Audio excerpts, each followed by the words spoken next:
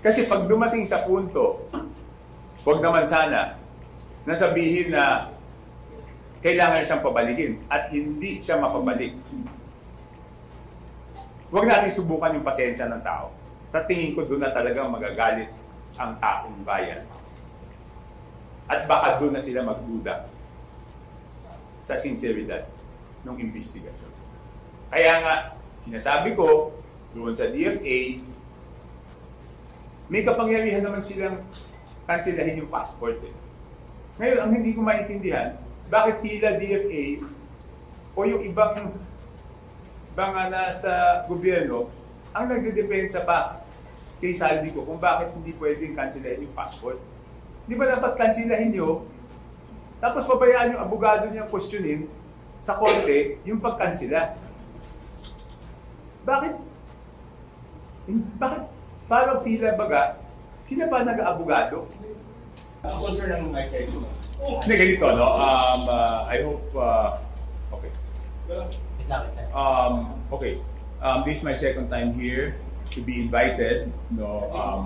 Para may mga information na tinanong sila sa akin. So, tulad ng una kong commitment naman, and ever since before, lahat ng nalalaman ko, isi-share ko sa kanila. No? Ngayon, kung ano man yun, I think it's better for them to be the one to disclose para alam nila kung ano yung pwede na sabihin, ano yung hindi. Kasi ako pumunta dito para makatulong, di ba? So, ayoko naman na ako pa magsasabi, mas nasa kanila yun kung ano yung gusto nila sabihin na nakuha na yung information sa akin. So, initial na mga information ng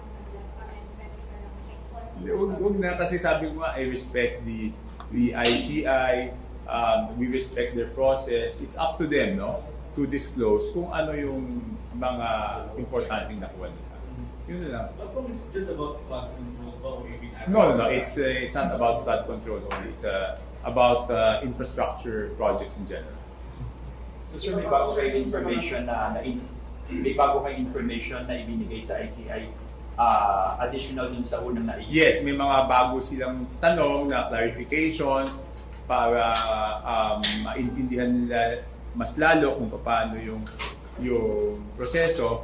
So, nagbigay tayo kung ano yung nalalaman natin tungkol sa mga bagay na yun. Siyempre, alam natin, sinabi natin, may mga bagay naman na hindi tayo aware. So, sinabi rin natin na hindi ako aware dyan sa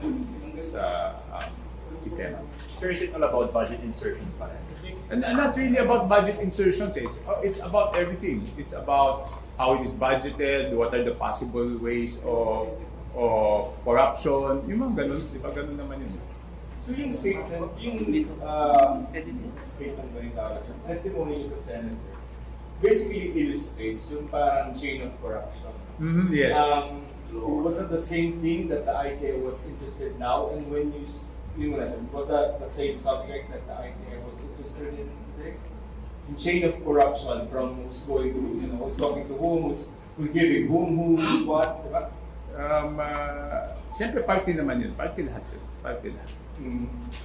What do you think, pagka ganun, sir, anong pakiramdam nyo na is the ICI zeroing in on maybe particular individuals who may have taken a part in the corruption? No, it's really the process. Siyempre, they will not disclose to me naman those things. So, it's mostly yung proseso para maintindihan nila kung paano yung mga posibleng gaps, saan posible nagkaroon ng corruption, paano mapagdudugtong-dugtong. Ang importante kasi dito is paano mo mapagdudugtong-dugtong lahat. Yeah, that info sa testimony. Yes. So, nag-elaborate ka, sir? Yes, and additional information. Individuals? Hindi. It's not really about individuals. It's about the process kung paano, kumbaga sa ano yung tinatawag ng modus operandi, di ba? Sir, what's the modus operandi? Hindi, sinabi ko na naman sa Senate, di ba? I mean, why will you, yung lagi ko sinasabi, why will you insert projects doon sa distrito na wala ka naman kinalaman, di ba? What is your kung wala kang political benefit doon, what is the benefit to you? Di ba? Pero pinapabalik pa po ba kayo dito sa ICI? Wala pa naman sinabi. Wala Wala ka naman sinabi. Pero yung nature na pagtawag sa inyo, biglaan na talaga, sir. Hindi, sinabi sa akin yan. I think, ano ba yan, Biyernes, siguro. I think Monday or Tuesday. Sinabi sa akin. So yung ICI is under scrutiny. Number one, yung credibility. Kasi hindi nakikita ng tao yung investigation. But since you're a resource person, how do you probably characterize the way that the ICI has been conducting its hearings? Do you think this is ano ba to, Okay, number one yung credibility, no? Yung integridad ng mga bumubuo ng ICI, talagang napakataas ng integridad nila, di ba? Si former Justice Andres Reyes, former Secretary Babe Singson, yung head ng SGV. So, you cannot question their integrity. It's beyond question. The direction of the investigation. I mean, siyempre ang nakikita ko lang yung pagtanong sa akin. No? I don't know how they conduct it with other resource persons, but very professional naman sila. How do you believe naman in the way the ICI is conducting? Yes. What do you think? What do you have the confidence na this is a serious case? Hindi, because alam naman ng lahat di ba? Alam naman ng lahat na galit yung tao. Okay? Alam naman ng lahat na hinahanap ng tao yung katotohanan. Alam naman ng lahat na may pag-iisip na yung tao kung sino yung talagang mga gumawa ng kasalanan. Ang kailangan na lang buuin dito is yung ebidensya para mapatunayan sa korte na yung mga may kasalanan, talagang may kasalanan. Diba? Sa tingin ko, my impression is, yun ang binubuo nila. I mean, impression. My impression is, binubuo nila yung ebidensya para matibay siya pag pinahil sa korte. So in terms of accountability, how high should this be? Wala, kung saan pupunta, doon dapat pumunta. Hindi pa pwedeng may iwasan dito. Kung saan sila dalhin ng ebidensya, dapat, yun ang papaila naman. The risk of being prevented to see representative calling, parang nagpa-petition na sila, pero ang call niyo was to cancel the past. Yes, no? Okay. This I will be very clear, no? And I hope those in charge in government, especially the DFA, hears this loud and clear. Okay? Ang sentimento ng taong bayan, hindi nila tatanggapin na hindi mapabalik si Saldico dito. Dapat naiintindihan yan ng mga may kapangyarihan na pabalikin siya.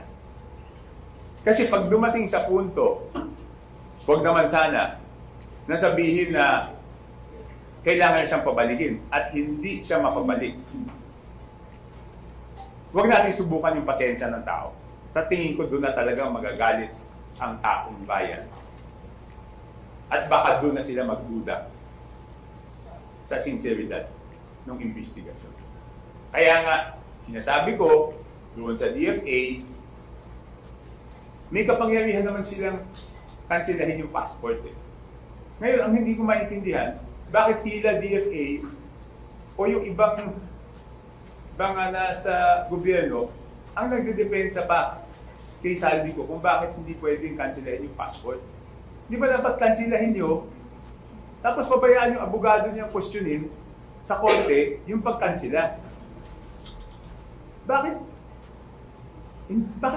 parang tila baga, sila pa nag-abogado? May legal na proseso naman Function nila yan. Function nila yun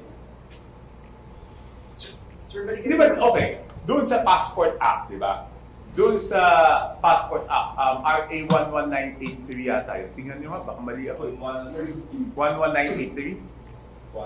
983. Passport Act ba yan?